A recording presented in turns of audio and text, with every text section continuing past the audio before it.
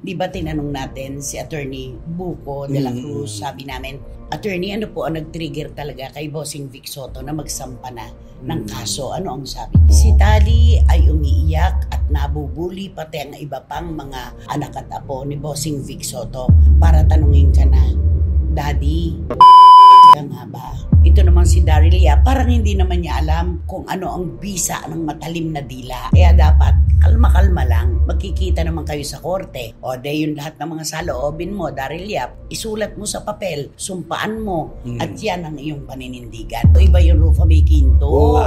Dito ka naman kay Rufa May Quinto. Talagang bumalik ng Pilipinas. Kasi sinampahan siya ng 14 count dun sa Securities and Exchange Commission case. Ang kakambal po ng pagsuko na yan ni Rufa May Quinto ay katapangan, lakas ng loob. Ang dami po na nakakagawa at nasasangkot sa ganitong kaso. Nagtatago. Ken Chan, naawa ako sa kanya nung sabihin niyang ang sarap-sarap maging malaya pala.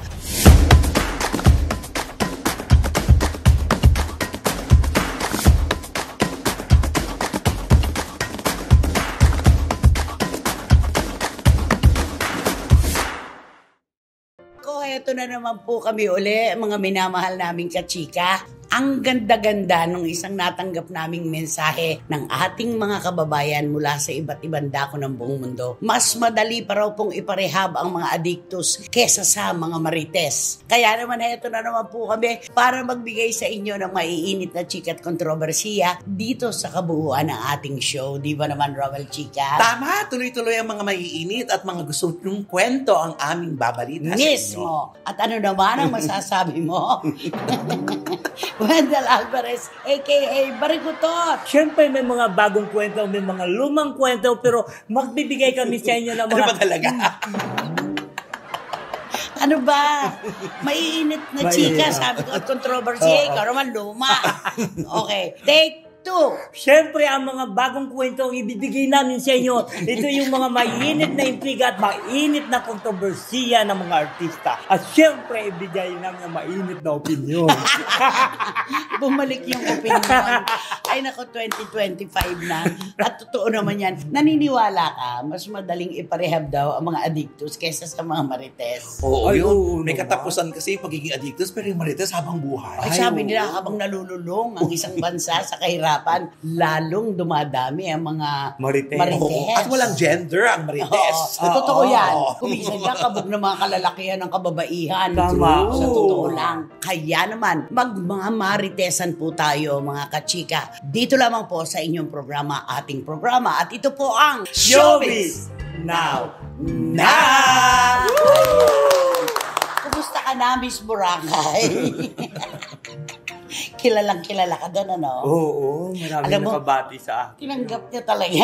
Ano sabi mo sa aeroplano pa lang? Ano sabi mo? Hindi, pagkakit mo sa aeroplano, sabi niya, you look familiar. Wow. You look familiar. You look familiar. I thank you with Christopher Min. Wow. Sabi ko, yes, showbiz now na. Hindi na. Kinumpleto na. Yes. Sabi ko, yes, showbiz now na. Yes, I know. Wow. Mga balikbayan na nagsasabi sa'yo. Kasi yung mga pupunta talaga doon sa Boracay, balikbayan. Alam mo, double meaning. sabi mo, hindi kita. Kailangan mo sabihin, hindi ka namin maintindihan. Ano? Yung mga balikbayan talaga na gusto-gusto nilang pumunta mga sa Boracay, kaya gano'n. Binigyan ka ba ng balikbayan? May sampal ba? Parang wala. Okay, tuloy-tuloy na po tayo mga kachika. At syempre, hindi pa rin po natutulog ang kwento tungkol kay Bossing Vic Soto. Bago po namin ikwento kung bakit na-trigger si Bossing Vic na magsampa na ng kaso laban kay Daryl Yap, meron lang po akong kwentong hahalukayin mula sa baul ng aking alaala. Total uso naman ang paghahalukay.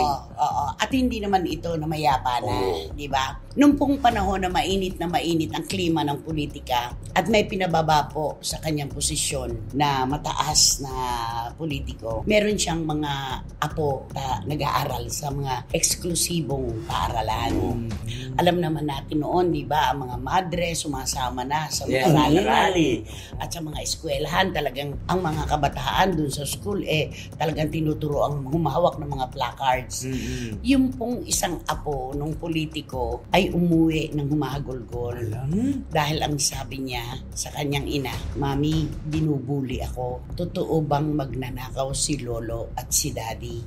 Humahagulgol yung nanay kasi unang-una sa mga ganitong issue, mundo ng politika po ito. Ano ang kasalanan ng mga batang walang kamuang-muang tungkol sa mga isyung nagaganap? Wala, di ba? Pero sila ay nalalagay sa alanganin. Sila yung binubuli. Mga batang naturingan pero binubuli ng mga kaklase. Kaya ganito rin po ang nangyayari ngayon kay Bossing Vic Soto. Di ba tinanong natin si Attorney Buko de la Cruz, sabi namin, Attorney, ano po ang nag-trigger talaga kay Bossing Vic Soto na magsampa na ng kaso? Ano ang sabi niya? Ang sabi niya, dahil nga daw sa kanyang anak. Ginagawa niya ito dahil sa kanya kasi merong nambubuli na. At tinanong na ni Tali si mami niya, si Pauline na mami. At saka, ito po ay ginawa niya hindi lang sa kanyang pangsariling kapakanan. Ito po ay para sa kapakanan ng kanyang pamilya, lalo na ng kanyang mga anak at apo na talagang naaapektuhan ng dahil po doon sa inilabas na teaser nitong si Daryl Yap tungkol sa ginagawa niyang pelikula, di ba? Natural na banggit ang kanyang pangalan, talagang lantarang ipinagsigawan doon sa eksena na yon ang kanyang pangalan sa isang hindi kagandang senaryo.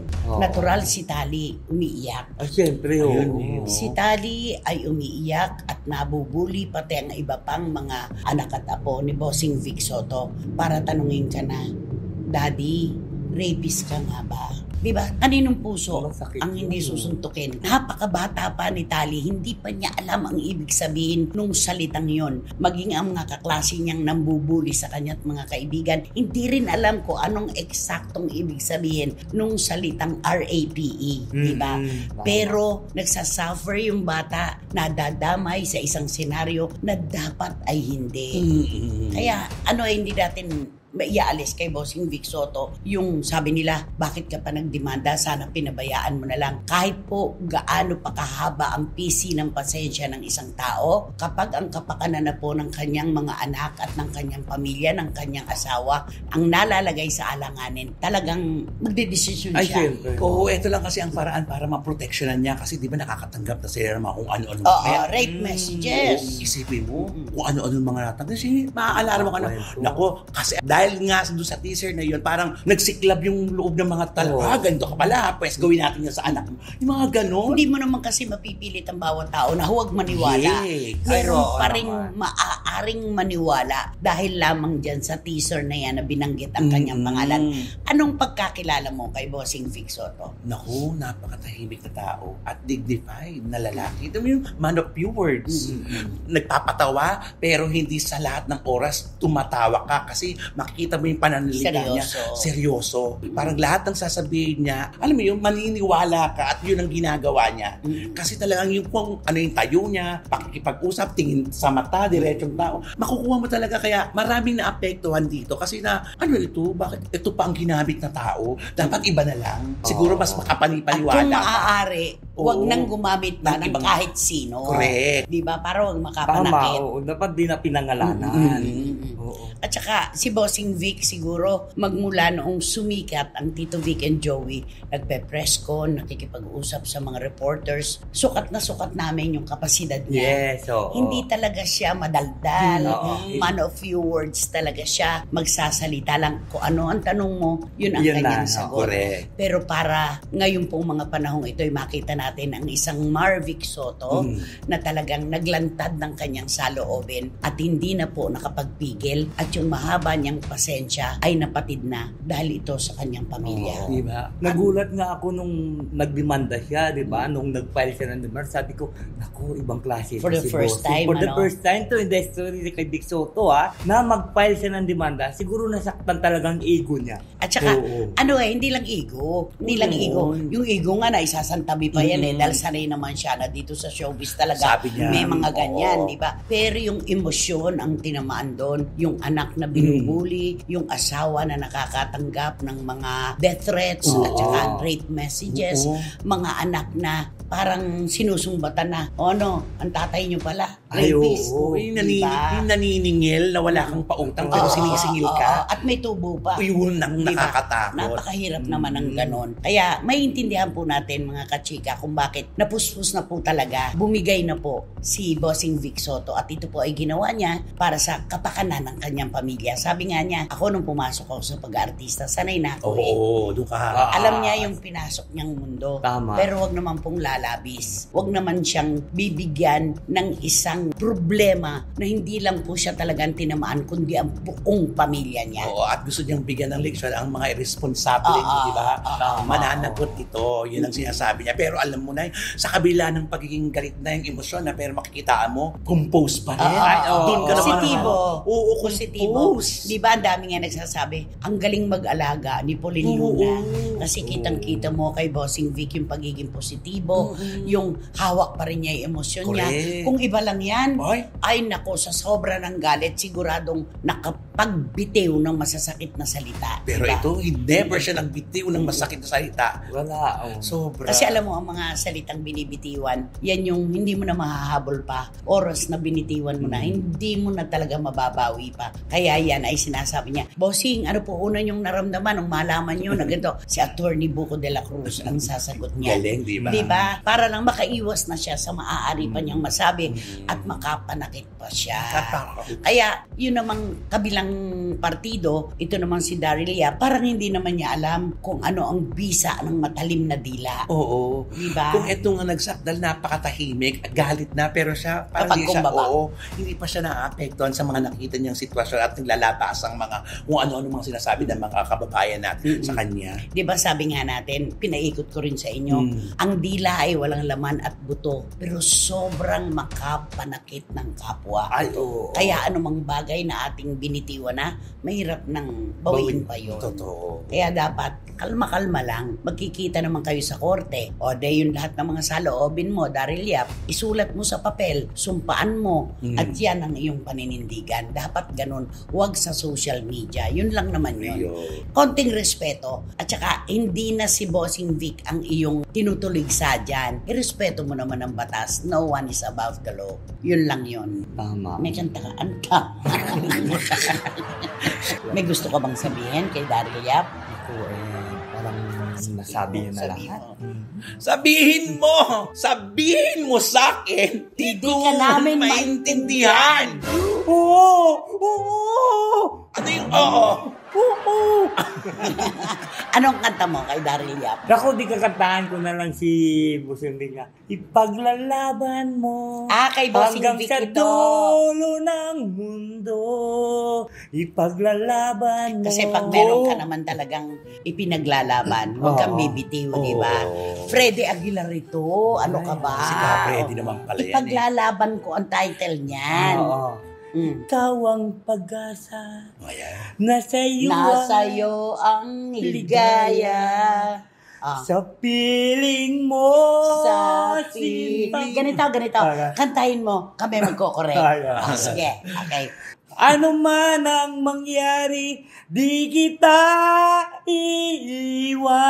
Ano man ang mangyari, di kita iiwan. Diyan ka na nga, kami na lang. Ipaglalaban ko hanggang sa ibig mo. Ipaglalaban ko hanggang sa dulo ng mundo. Ang ating pag-ibig kailan ko. Wow. Mahina.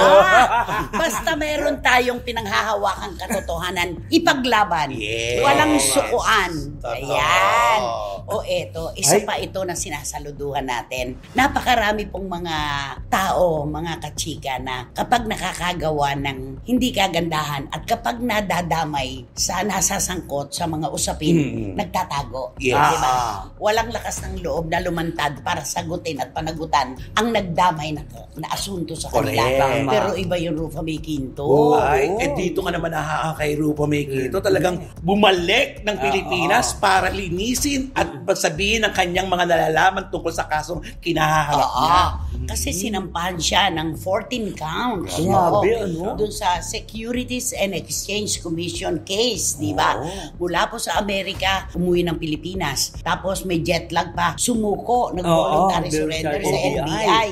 Di ba? Natulog pa sa NBI. Ay, alam mo kung ba't natulog Ay, siya bakit? doon? Ano yun? Kasi hindi ka naman magpipiyansa sa NBI. Ang NBI, dadalhin ka pa rin sa korte para may jurisdiction sa'yo. Okay. Doon ka magbe-bail sa korte.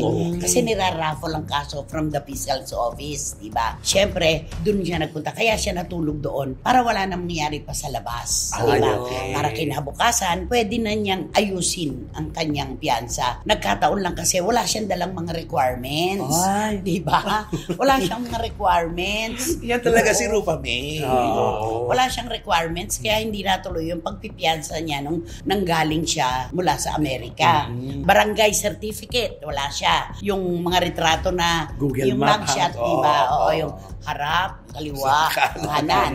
Ayan, alam na alam this. Okay. At wala siyang Major. Google Map ng kanyang tahanan kung saang barangay siya naninirahan. Nung makumpleto na yon, nagpunta na sila sa Pasay City, sa RTC para magpiyansa. Ayun. Pero ang kakambal po ng pagsuko na yan ni Rufa May Quinto ay katapangan, lakas ng loob. Ang dami po na nakakagawa at nasasangkot sa ganitong kaso. Nagtatago. Kenchan. Oo, Ayan ang dami. Yun si Kenchan. Talagang alam naman natin, bukang bibig ng lahat. Pero hanggang ngayon, hindi pa natin nakikita kung nasa na siya. Pero si Rufa May, Ay, hindi talagang niya talaga.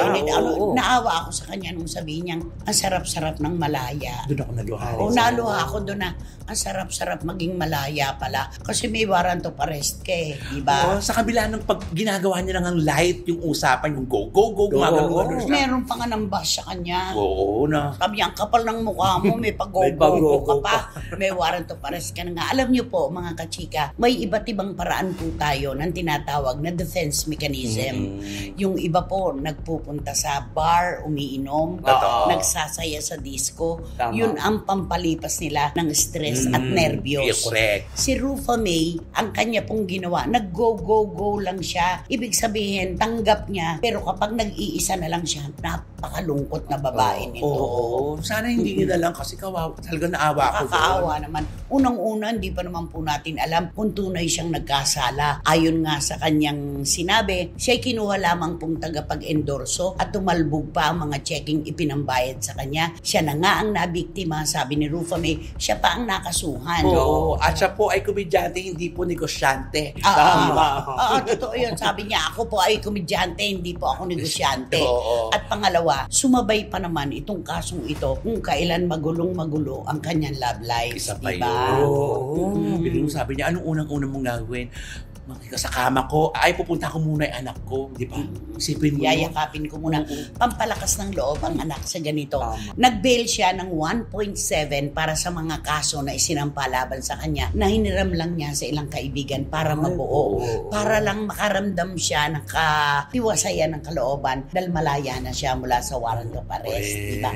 Ito namang si Trevor, ang ama ng kanyang anak. Ano ba gusto nito? Oo nga. Meron lang nagkomento na, naku, how I wish makaayos pa kayo. Ano ang sagot? I have no plans na makipag-ayos sa kanya, di ba? Ano yung iba Anong talaga? tangan to? Nagkasabay yung problema niya. Pag-ibig, karir, at saka pera. Sabay-sabay.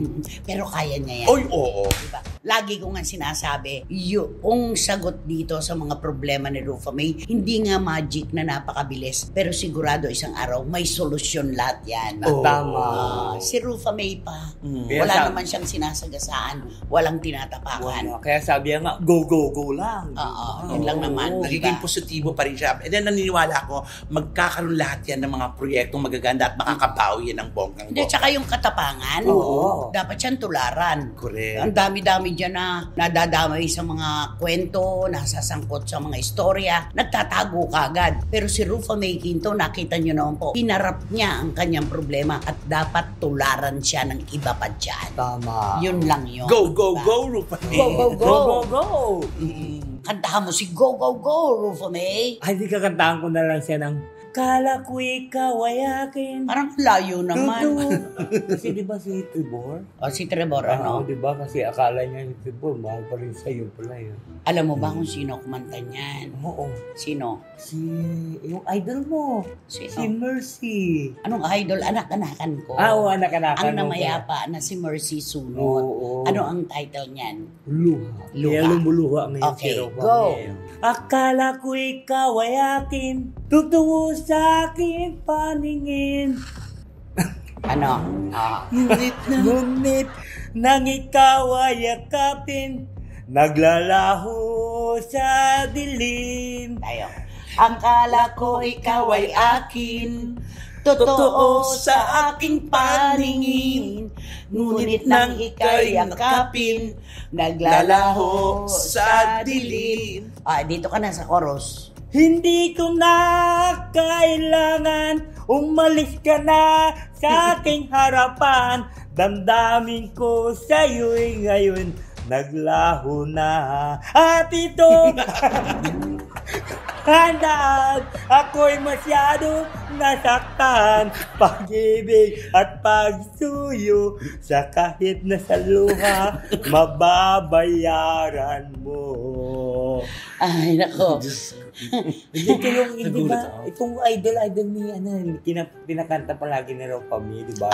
Oo. Pero paano yung pagkanta niya niya, no? Sige, kunwari. Ropa May. Akala ko ikaw ay akin. Go, go, go. Yung Ocean, di pa kinakanta ni Rufa May? Ay, oo. Ocean Deep. Oo, ano niya yan, Oo. mga kanta eh. Go, go, Diba? go! Ito, natutuwa tayo dahil ang tapang-tapang talaga ni Rufa May. Saludo kami sa'yo. Correct. Okay, sino ba kasi yan? Sino ba yan? Sino nga ba yan? Sino ba yan? Naku, maloloka po kayo dito. Nako, ito ang pag-uusapan natin. Oh, ano yan? Isa siyang female personality. Ayan. Ang aura niya mabait. Ay. Diba? At saka, yung tawag ito, yung aura niya masyadong Mahinhin. Mahinhin pag tinitignan mo. Pero ito siya nakakaloka pala. Bakit? Kasi di ba sa panahon ngayon, di ba uso-uso yung collab, magkukulab kayo, mga ganyan, lalo sa mga kaawitin, di ba? Kasi bago di ba, mga ganyan. Ito naman, ito pala may sikreto pala siya. Anong sikreto niya? O pag naging collab siya, lalo na yung kakulab niya, yung isang lalaki. Okay. O ano isang lalaki? Kasi ito pala, Ay na. Iba na. Ibig sabihin, sundutin mo. Iba yung ano nangyari sa kanila no aktor? Iba yung may mga kabayaran pala. Ay! May singilan? Oo. Kasi di ba pagka magkulab ka, di ba dapat magkulab tayo, di ba? Tapos parang kagustuhan na natin dalawa na pasasayahin natin yung mga ano. Oo. Pero ano pala Ito nangyari? siya iba. Ano? May kabayaran ang kanyang collaboration sa isang lalaki. Pero iba ang kabayaran Anong nito. kabayaran? Ano? Ako, itong kabayaran nito pagminiig. Ay, parang kahirap naman kakulabi ang babaeng yan. Makikipagniig ka sa kanya. Pero kung Ano ikaw, ba, isang lalaki, gusto mo yung makipagkulab sa kanya. Maganda siya. Maganda siya Oo, kilala. Oo, sikat siya, di ba? Sigurado ka. Dati. Sumikat na talaga dahil palagi siya pinag-uusapan. Okay. No, lalo na ngayon, pinag-uusapan natin siya. At magagwapo yung kakulab niya, ha? Tulad ni Ava Mendez, matutuwa siya. Matutuwa siya. Kasi napag-usapan niya, puro ito, kagwapo yung kakulab niya.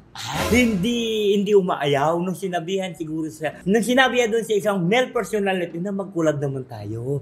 Gagawa tayo ng isang awitin, ganito, ganito. Siyempre, yung lalaki, ikaw ba naman? Sa manok, pagka yung Palay na lumalapit, Diyos ko, kakahigi mo pa ba yan palayo? Di siyempre, tutukain mo na. Oo. Atong na atong ang drama. Okay.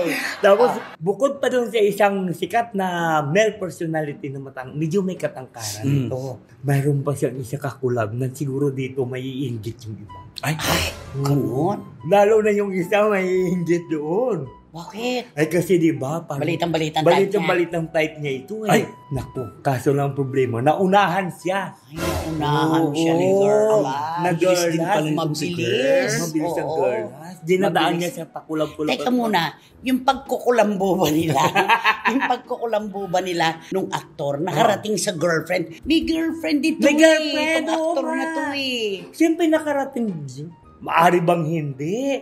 Naku, alam mo naman sa mundo. so isa to sa mga dahilan. Oh, yes. Maaari. Alam mo naman sa mundo nila, di ba? Lalo na pagka, siyempre sa mundo nila, katulad, uy, nakulab mo daw si ano, at saka hindi lang daw kayo nagkulab, nagkaroon pa daw kayo ng ano. Siyempre sa kanila grupo, may inggitan yan eh. Ay lalo, ang problema lang, kung hindi ka marunong kumanta, hindi ka ikukulab.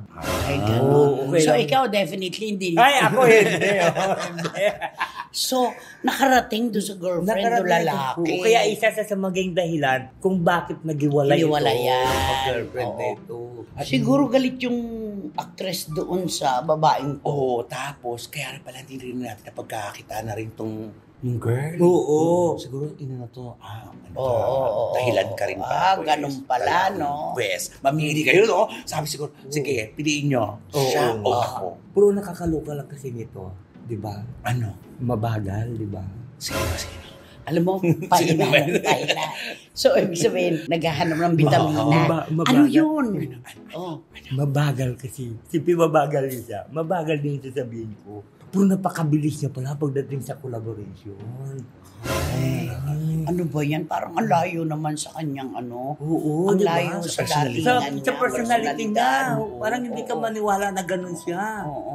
Kaya siguro ito rin yung dahilan na bakit siguro pinaghiwalayan siya ng kanyang dating Kanyang karelasyon. Oo. Pero mas inaalala ko na isa pala ito sa mga dahilan kung ba't hiniwalayan nung actress yung boyfriend niya. Ano? Ayun ako, grabe. Ito yun. Oo. Ito yun. Kasama ito yung yan, dahilan, I'm kasama sure. doon sa mga dahilan na yun. Naku, bigyan mo pa nga kami ng clue. Yung lalaki na lang, huwag yung girl. Kasi baka, Yung lalaki na kakulab niya, gwapo ito, matangkad. At ito siya, siyempre kabe-break lang doon ng kanyang girlfriend. Na hanggang ngayon, hindi mo malaman kung nagsiselos ba siya o naiinggit siya doon sa girlfriend niya. Kasi yung girlfriend niya, umaari ba ang karir ngayon? Kung samantala siya, Wala. walis. Oo. Walis. Walis. Ang isang lalaki naman, sino ba yung kasama ng lalaki? Ito, sabi niya, ganito siya. Yung isang lalaki naman, ako. Naghihintay. Susugan mo. Pasok na. Pasok, Romel Chica. kasi yung isang lalaki naman ito, naku sigurado, maiinggit ito ang may gusto sa lalaking ito. Sino ba yung may gusto sa lalaking yan? Lalaki rin. Lalaki rin! O sa lalaki. Ang lakas ng appeal ng batang yun. Oo, grabe. Lalo na nagmamature na yung batang ito. Oo nga. Kaya may inggit ito ang Pero lalaki. naunahan na sila ni Lola. Oo. Ayun Diba? na, oo. Oo. Babagal-bagal, pero mabilis pala. Ay, nako. Nako.